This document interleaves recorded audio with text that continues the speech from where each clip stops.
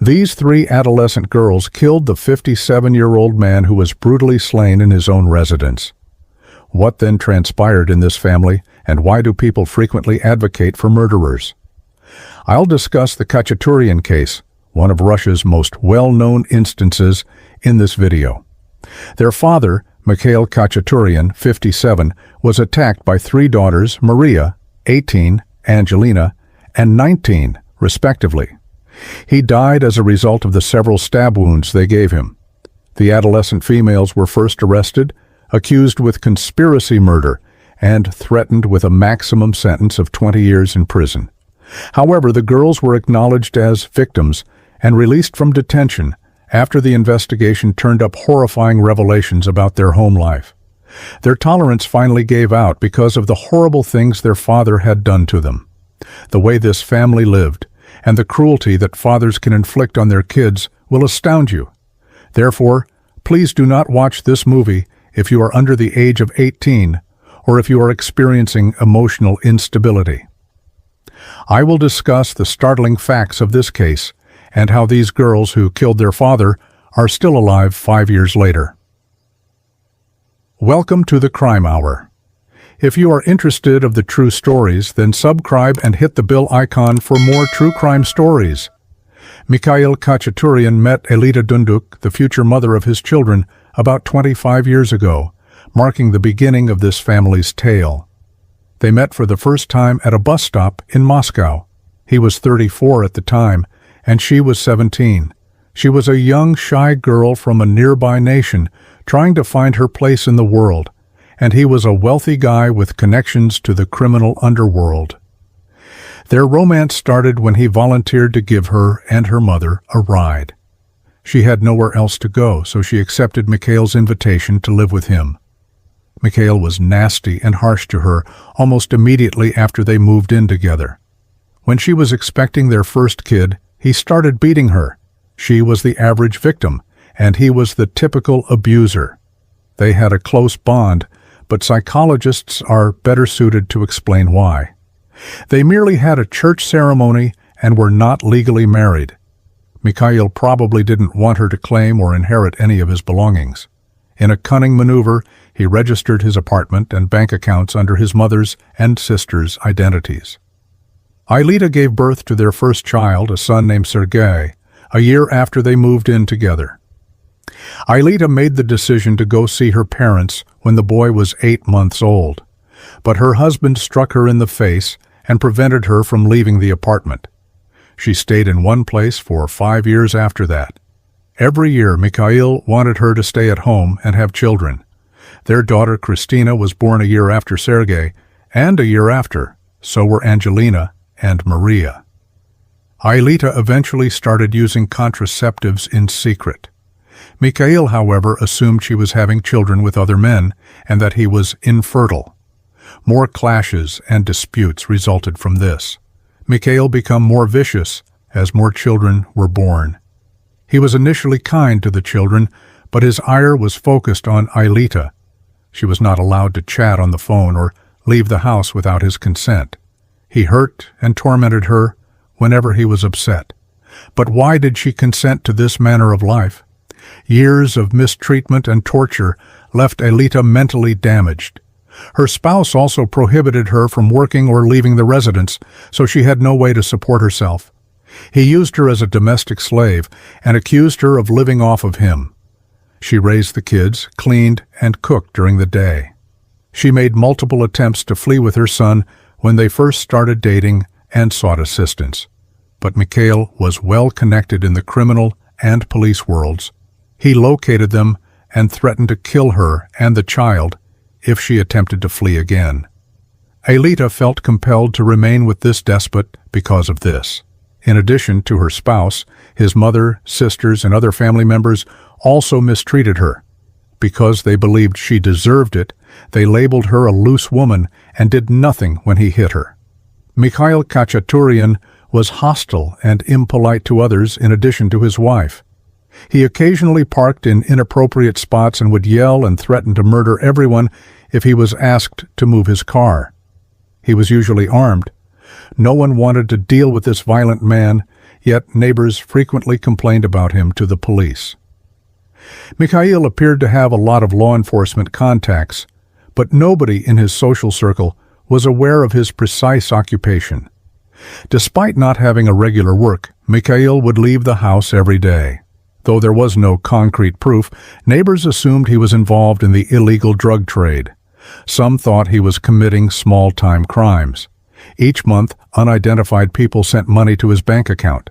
A guy like Kachaturian is known in the criminal world as a decider, a go-between for other crooks. He could scarcely be considered wealthy, though, given he was only a minor component of this system. The family didn't enjoy luxury and lived in a modest apartment in the city. Mikhail never showed love to his family members and kept a lot of weapons in his house. He frequently became angry, drew a gun, and made death threats. He regarded himself as a religious person at the same time. He frequently visited Israel, where he frequently offered his prayers at churches. It seems that he thought this was a good method to atone for his faults. Each year, his conduct deteriorated. His wife was powerless to stop him from acting more aggressively. She was beaten one day and sent to the hospital. When the doctors questioned her about it, she candidly admitted that her husband was to blame. Despite the fact that her statements were recorded, nothing was done. It is widely accepted in Russia that family affairs should not be meddled in. Mikhail even assaulted her at the police station once, but again, nothing was done. "We don't care. These are your family matters," they said. Over the years, the relationship between father and son became more tense. Mikhail disliked Sergei because he suspected Sergei wasn't his biological son. When the boy was only 16, his father kicked him out into the freezing street without money or belongings. Sergei had to spend the night on the stairs. His mother sometimes gave him food and let him into the house when Mikhail was asleep. However, as soon as Mikhail found out, he became furious and threatened to kill everyone. Sergei had to leave home for good. As you can see, the three sisters, Christina, Angelina, and Maria, grew up in an atmosphere of fear and hatred. When they were little, their father treated them fairly well. Teachers at their school said the girls were always cheerful and good-looking. They loved going to school because it helped them escape the difficult atmosphere at home. Looking at photos from their lives, it's hard to imagine the terrible things that happened in their family. They were ordinary teenage girls who loved beautiful clothes. When their father wasn't home, they threw parties, which helped them forget their problems. But over the years, their life became more unbearable. Their father began to look at them inappropriately and lost all interest in their mother, Aelita. In 2015, he decided to kick Aelita out of the apartment. The girls were 14, 15, and 16 at the time. After another fight, he put a gun to his wife's head and said, "Either you leave or I'll kill you." Aelita had to agree, but the girls were afraid to leave with her because their father ordered them to stay and threatened to kill the entire family. The mother couldn't see her daughters, as Mikhail forbade it. The sisters obeyed him because they feared his anger. So, 3 teenage girls were left alone with their tyrannical father. From then on, their life became a living nightmare. First, Mikhail forbade his daughters from going to school. They were to become his house slaves, cleaning, cooking, and fulfilling his wishes. He set up a special bell. When he pressed the button, a signal sounded in the sisters' room, telling them to come to him immediately. Mikhail could call his daughters at any time, even late at night. He also installed cameras at the front door to watch their every move. For disobedience, he punished them with his fists and sometimes shot them with an air gun. In the rare moments when the girls did go to school, they were often seen with scratches and bruises. All the neighbors, friends, and school teachers knew the family had a terrible atmosphere, but no one could do anything. Sometimes Mikhail came to school with a gun and threatened the teachers. When the girls almost stopped attending school, the administration began an investigation. They contacted child protection authorities, but nothing happened. Sometimes teachers went to the Kachaturian family's apartment, but no one opened the door. It's unclear why no officials contacted the police. Perhaps it was because Mikhail had strong connections in law enforcement. That's why the girls were afraid to complain, even when their father began to do absolutely terrible things. It all started in 2014, when the middle sister, Angelina, was only 14. Together with her father, they traveled to Israel and checked into a hotel. Mikhail took advantage of the situation, ordering his daughter to spend time alone in the bedroom with him and do inappropriate things. He claimed she wasn't his biological daughter and that when she turned 18, she would have to become his wife. You must understand that this man was mentally ill, so he said crazy things. When they returned home to Moscow, this behavior continued. A year later, after driving his wife Angelina away, he began involving other girls in his twisted games. One day, he asked one of his daughters to bathe with him. After their mother left the apartment, the harassment became constant. Numerous examinations confirmed this, and the girls' friends also testified to the abuse. Mikhail sent inappropriate photos of himself to his daughter's classmates. Typically, he spent time with each daughter separately, likely to prevent them from discussing their shared problem. Sometimes he would take one of them into a room and ask for a massage, but it was far from just a massage. After one of these incidents, one of the sisters attempted to take her own life. Fortunately, she was saved at the hospital, but her father told the doctors she had simply mixed up her pills. One day he called his youngest daughter, Maria, into his room and asked her to help him with a medical issue. When she refused, he put her in the car and drove her into the forest. He tied her to a tree and threatened her with a knife. Despite the danger, she still refused to comply. He left her alone in the forest, tied to a tree, and only returned a few hours later to take her home. The girls couldn't escape because they had grown up in an atmosphere of violence. Their father convinced them they were his slaves and had to fulfill his every request. The sisters also didn't believe in the help of the state, as they often saw their father get away with everything. They knew about his connections to the criminal world and authorities, so they understood there was no point in contacting the police. Asking relatives for help was pointless too. Their mother, Angelina, was a broken woman who had been a victim for many years and couldn't help them. Mikhail's relatives always sided with him and never believed he could harm his daughters. The girls felt trapped because they had no source of income or housing. Additionally, the youngest sister was a minor, so if she ran away, their father would just bring her back home. The other sisters couldn't leave her behind. They were prepared to continue enduring violence and bullying, perhaps waiting for the younger sister to become an adult so they could all run away together. However, in July 2018, an event occurred that pushed the girls to their breaking point. Mikhail returned home after treatment in a psychiatric clinic. He was furious when he saw the house wasn't clean. He found hair on the floor and things scattered around. He was also angry that his daughters had spent more money than he allowed. Then he began calling his daughters into his room one by one and sprayed their faces with pepper spray. This caused the older sister, Christina, who had asthma, to faint. When their father fell asleep, the girls decided they had to kill him. They knew he had a knife in the car, so they went downstairs and brought it back to the apartment. They also found a hammer among the tools. When Mikhail was sleeping in a rocking chair, they approached him from behind and began to strike him. Angelina hit him with the hammer, and Maria used the knife.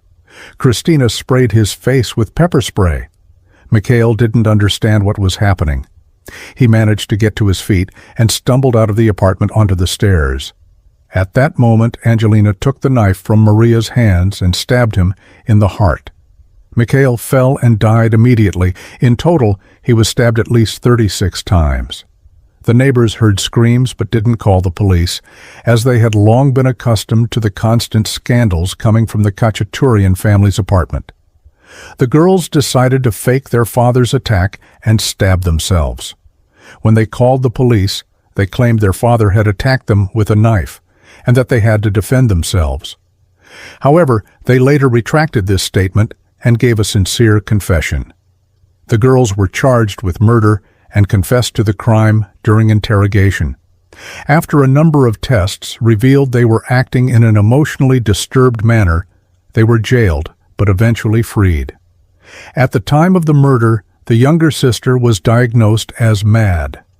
Additionally, evidence showed that their father engaged in inappropriate behavior and routinely assaulted his daughters.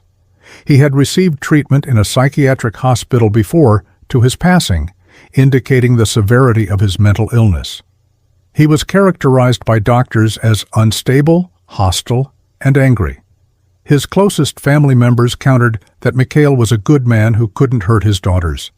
They thought the daughters killed their father because he denied them freedom and for financial gain. When examined closely, these charges are not credible.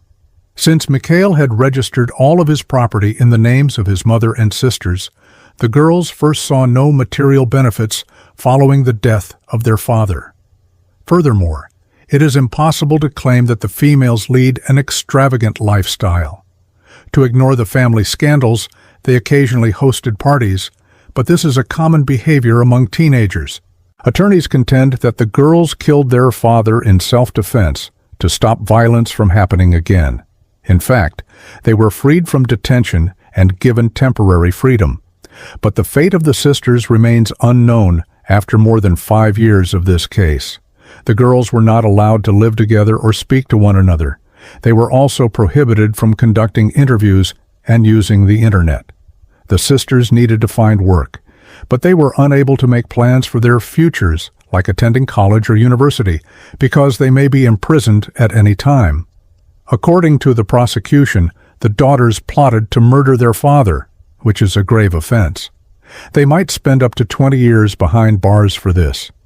Given that the girls are victims of violence who merely defended themselves, the majority of sensible Russians are in favor of them. A more conservative segment of society, on the other hand, thinks they are murderers who ought to be put in jail. This narrative describes how 3 young girls killed their father and destroyed their own lives as a result of everyone else's indifference and passivity. When their father threatened everyone with a gun, when the daughters missed school, when they arrived at class bruised, or when they heard cries coming from their apartment, no one seemed to care. The fundamental reason for this circumstance is that domestic violence is still illegal in Russia. According to the police, family conflicts are private disagreements between relatives, and nobody should get involved. But in practice, these disputes frequently result in homicide. Sometimes the abuser passes away, and other times the victim does. There could be fewer of these incidents if legislation permitted victims to obtain protection. The Kachaturian girls who endured years of abuse at the hands of their father might wind up spending a long time behind bars. Do you believe they are deserving of it? That concludes today. Thank you for watching. If this story resonated with you, please give it a like, share it with others, and don't forget to subscribe to our channel for more impactful stories. Thank you, and we'll see you in the next video.